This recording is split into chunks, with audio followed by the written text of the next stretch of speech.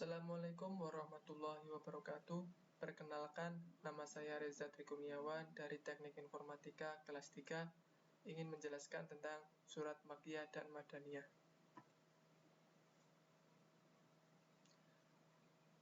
Ada 3 peninjauan pemaknaan Makkiyah dan Madaniyah. Yang pertama, pijakan waktu.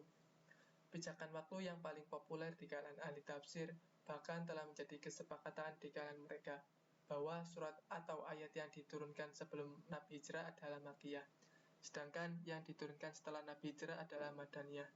Dalam hal ini, tempat bukan menjadi ukuran. Misalnya, surat Al-Ma'idah ayat 3 adalah Madaniyah, meski diturunkan di Arafah dan Makkah. Yang kedua adalah pijakan tempat. Pendapat kedua ini mendasarkan klasifikasinya atas Makkiyah dan Madaniyah berdasarkan tempat. Jika diturunkan di Makkah, berarti Makkiyah, dan jika diturunkan di Madinah, berarti Madaniyah. Ketika ada sejumlah ayat yang diturunkan di luar kedua tempat tadi, maka kelompok kedua ini memperluas cakupan tempatnya. Misalnya, Makkah meliputi Mina, Arafah, Hudaibiyah, sedangkan Madinah meliputi Badar dan Uhud. Yang ketiga, ada pijakan khithab. Pijakan khithab, pendapat ini berdasarkan klasifikasinya berdasarkan seruan yang disampaikan. Jika seruan tersebut ditujukan kepada penduduk Makkah, berarti Makkiyah.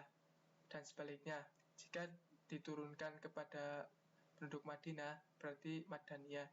Namun, klasifikasi ini bermasalah jika ternyata seruan tersebut tidak ditujukan kepada salah satunya.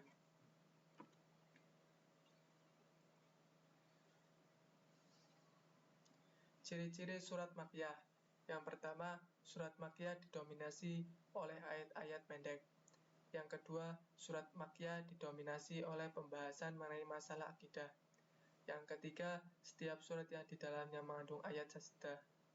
Ayat sajdah adalah ayat. Ketika kita mendengar atau membacanya, kita disunahkan untuk melakukan sujud tilawah. Yang keempat, terdapat kisah Nabi terdahulu, kecuali surat Al-Baqarah. Yang kelima, tiap surat yang di dalamnya dinyatakan lafadz kala, lafadz ini telah dinyatakan sebanyak 33 kali dalam 15 surat. Selanjutnya, ciri-ciri surat Madaniyah.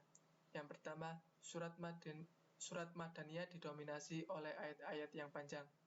Yang kedua, Madaniyah didominasi oleh pembahasan mengenai masalah legislasi hukum. Yang ketiga, surat-surat yang menyebutkan orang-orang munafik, kecuali surat Al-Ankabut. Yang keempat, pembahasan tentang jihad. Yang kelima, jika didahului dengan panggilan Ya Ayyuhalladzina adalah Madaniyah.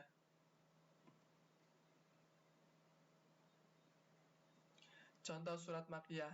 Yang pertama, surat Al-Fatihah. Yang kedua, surat Al-A'raf. Yang ketiga, surat Al-Qari'ah. Yang keempat, surat Al-Kahfi. Yang kelima, surat Al-Anbiya.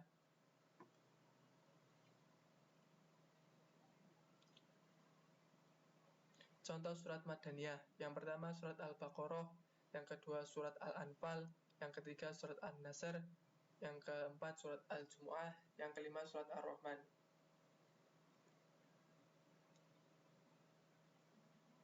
Cukup sekian materi yang bisa saya jelaskan.